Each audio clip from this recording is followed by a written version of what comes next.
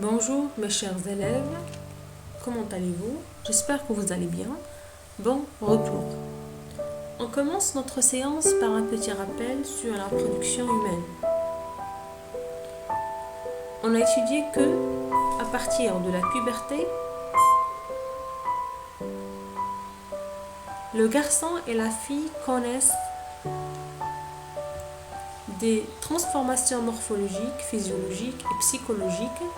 Ce sont les signes de la capacité à se reproduire. Par exemple, développement des seins, affinement de la silhouette, apparition des règles chez la fille bien sûr.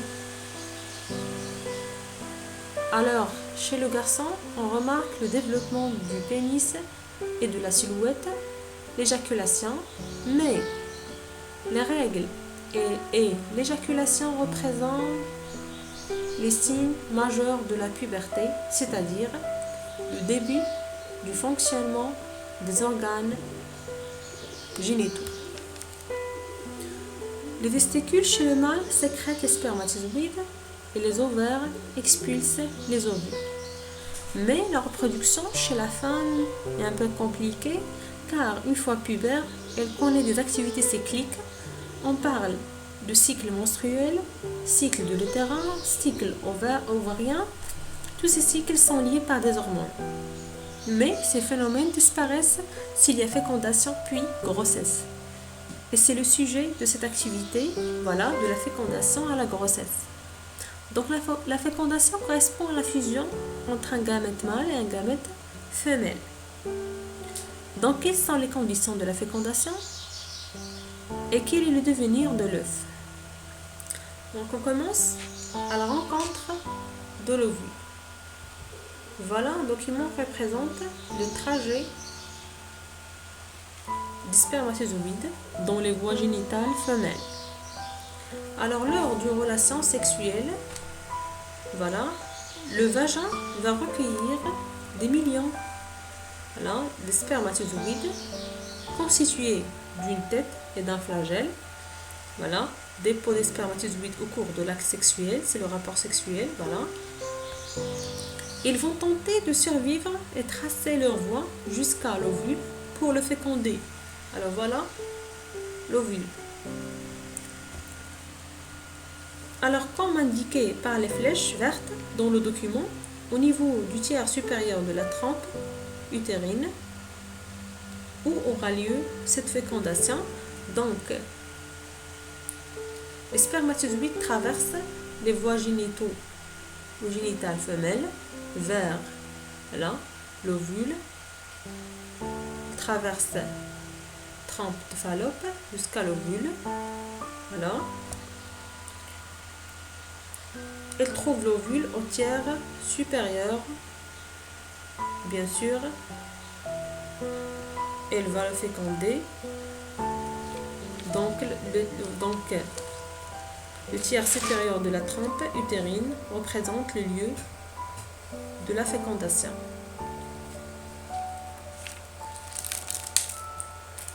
Donc 50% des spermatozoïdes sont éliminés, notamment ceux qui ont des anomalies morphologiques, tête déformée, absence de flagelle, mais sont en effet incapables de féconder l'ovule.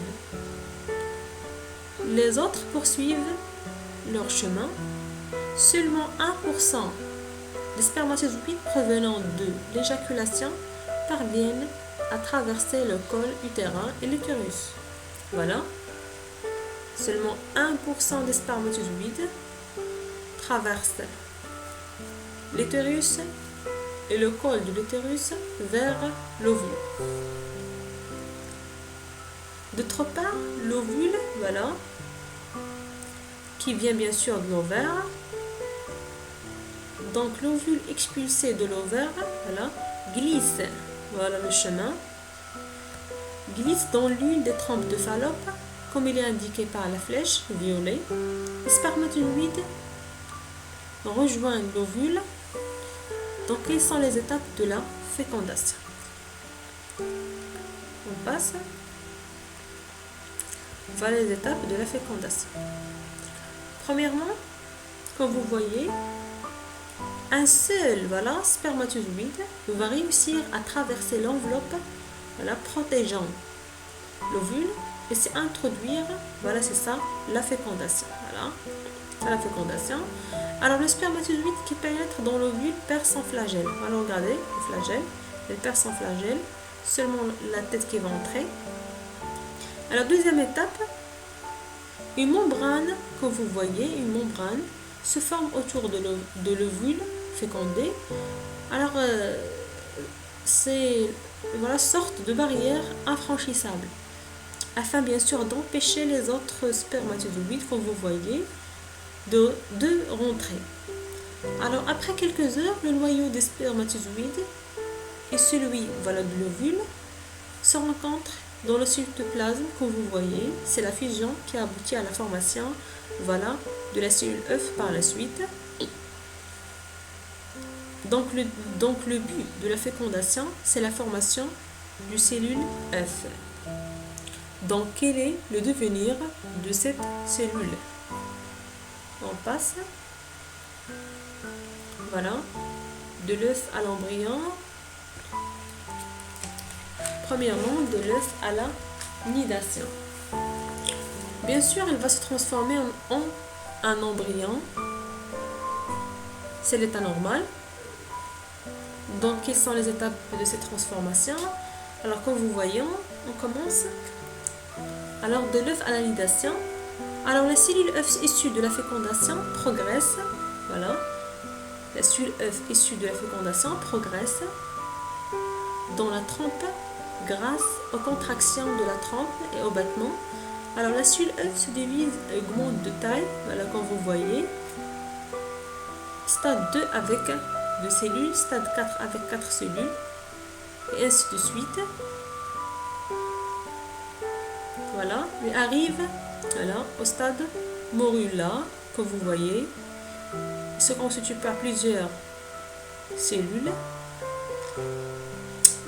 Morula, c'est la masse ronde qui représente le premier stade de l'embryon. Il se fixe sur la muqueuse utérine et s'implante. Et c'est ça la nidation, nidation de l'œuf. Donc après la nidation vient la grossesse, c'est-à-dire étant d'une femme enceinte. Alors on a fini la nidation, on passe à la grossesse. La grossesse se divise en deux phases. La phase embryonnaire. La phase embryonnaire. Le document illustre les étapes de la phase embryonnaire qui se caractérisent par le développement des tissus et organes de l'embryon, la circulation sanguine encore rudimentaire, c'est-à-dire élémentaire. Comme vous voyez, les organes internes et les structures externes majeures apparaissent. La tête grossit de façon disproportionnée par rapport au reste du corps. Les membres se développent. À la fin de la 8e semaine, l'embryon présente des caractéristiques humaines et les organes sexuels externes commencent à se différencier. Ensuite, la phase fétale. À partir de 4 mois, l'embryon devient le fœtus. Donc la phase fétale se caractérise essentiellement par la croissance du corps et la maturation des organes et des tissus. Comme vous voyez,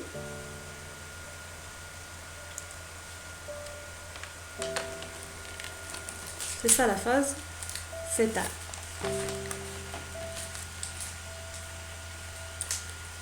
Alors, pendant la grossesse, le fœtus est en relation avec sa mère. Alors, on va étudier l'échange avec la mère. Alors, le fœtus est en relation avec sa mère par le placenta. Le placenta est un organe temporaire qui se développe dans l'utérus qui sert bien sûr aux échanges entre la mère et le fœtus. Alors le placenta a pour fonction de transférer les nutriments de la mère au fœtus. Voilà, et les déchets. Voilà, regardez le tableau qui représente les échanges entre mère et fœtus. Alors comme vous voyez, alors on remarque que le placenta a pour fonction de transférer les nutriments de la mère au fœtus et les déchets produits par le fœtus à la mère pour qu'ils puissent être éliminés comme vous remarquez. D'après les données du tableau, le dioxyde de carbone, les déchets, les hormones passent du fœtus à la mère. L'oxygène, les nutriments et les autres hormones passent dans le sens contraire. Alors le placenta sert également de barrière protégeant le fœtus contre des substances potentiellement nocives. De nombreux médicaments peuvent cependant traverser le placenta et nuire au fœtus. C'est pourquoi certains médicaments ainsi que la drogue et l'alcool ne doivent pas être pris pendant la grossesse. Alors la phase fœtale prend fin avec la naissance de l'enfant. Donc, qu'est-ce qui déclenche la naissance? Nous verrons cela lors de la prochaine séance. Merci de votre attention et au revoir.